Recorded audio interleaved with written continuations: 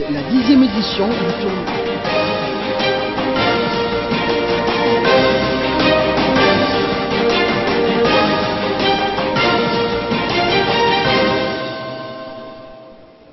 Good evening, dear viewers, and welcome to our English news edition. Here are our major stories. A medical mission in neurosurgery from the Grenoble Institute operating in Djibouti. In the United States, Ilhan Omar becomes the first Somali-American candidate in the U.S. Congress run. Opening this edition with this press release from the World Bank that the Republic of Djibouti is ranked 4th in the ranking of African countries in terms of economic growth. This information was made public as part of the World Bank's 2018 report, a prestigious global institution whose mission is to develop a top 10 of the best performing economies in the Black Continent. In its report, the World Bank estimates the economic growth of the Republic of Djibouti at 7%.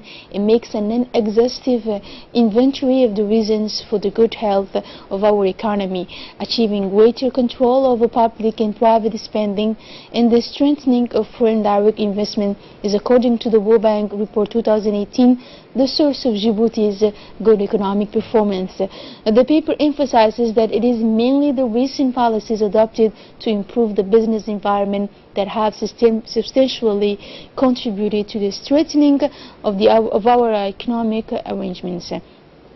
To national news now, an internal competition for the sub-office of the OPJ of the National Police started today at the barracks Idris Farah Bani of Nagad.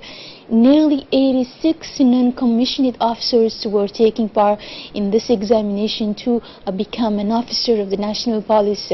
The particularity is that in the past, graduates become directly senior officers, but this competition gives the chance to the NGOs pass to the rank of officer.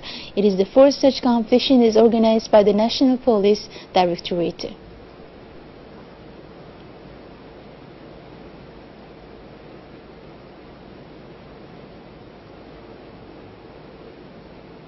A neurosurgical mission led by Professor Eric Senere of the University Hospital Center of Grenoble began operations at the block of specialized operations at Peltier General Hospital. Throughout the week, a dozen selected children suffering from various pathologies and neurosurgical malformations will be able to benefit from the expertise of Professor Eric Senere. The University Hospital of Grenoble thus brings the precious support to the neurosurgical service of Peltier Hospital.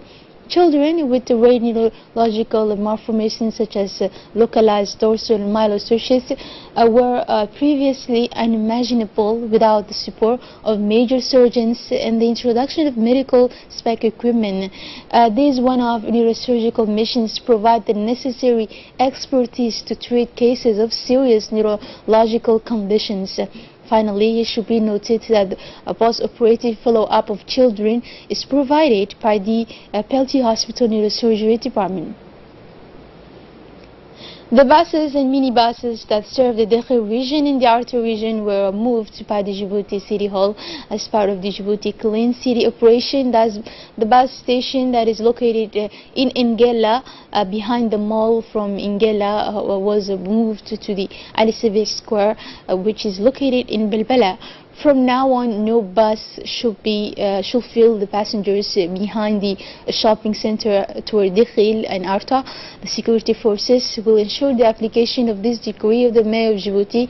They must all use the new parking at their disposal.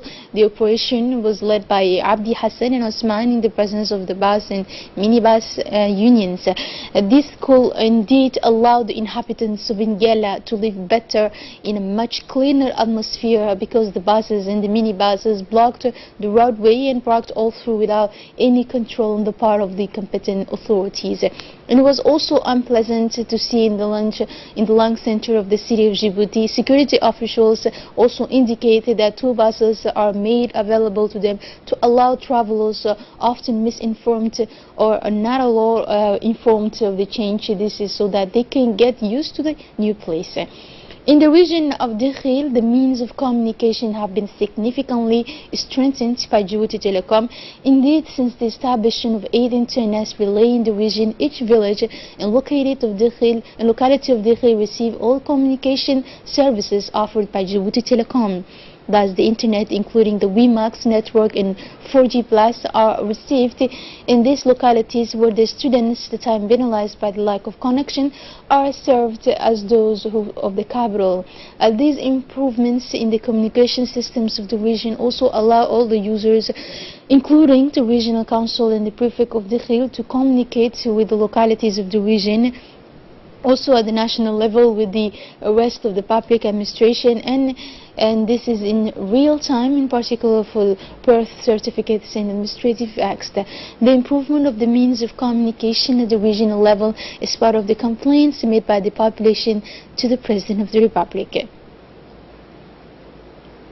In an interview with the President of the Regional Council of Dakhil, Mr. Abdurrahman Yunis Array, and the Prefect of the Region of Dakhil, Mohammed Sheikh Hassan, thanked Djibouti Telecom for the establishment of networks to access the new technologies of the world, information and communication, thanks to the reinforcement of technical means. They felt, he said, that the setting up of the relay antennas will allow the population as well as the regional service to have access to the internet. This will facilitate the work of the administration in a relatively short time. And now in our regional news, Ethiopia launches new variety of lasting sorghum. Scientists have developed a new variety of sorghum that could boost current yields by a factor of 5. This should lead to a production boom in the coming years, according to these experts.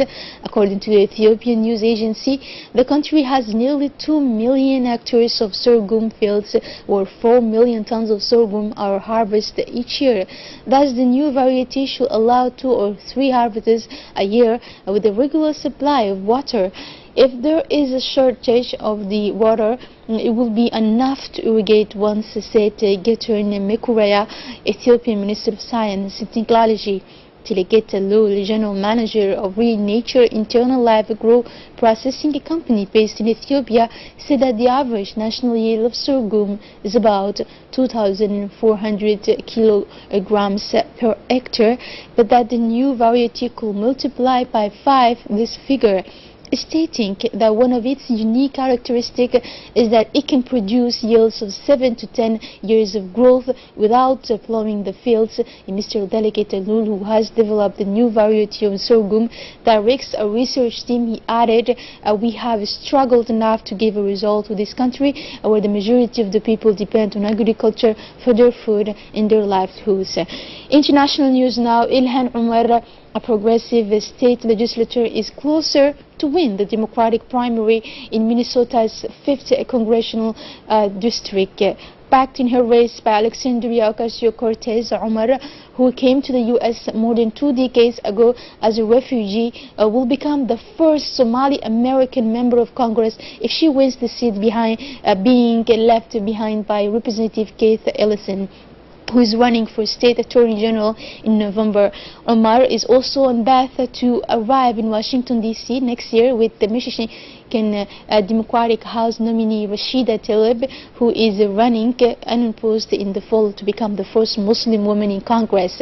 Tlaib campaigned alongside Omar this past weekend, days ahead of the primary.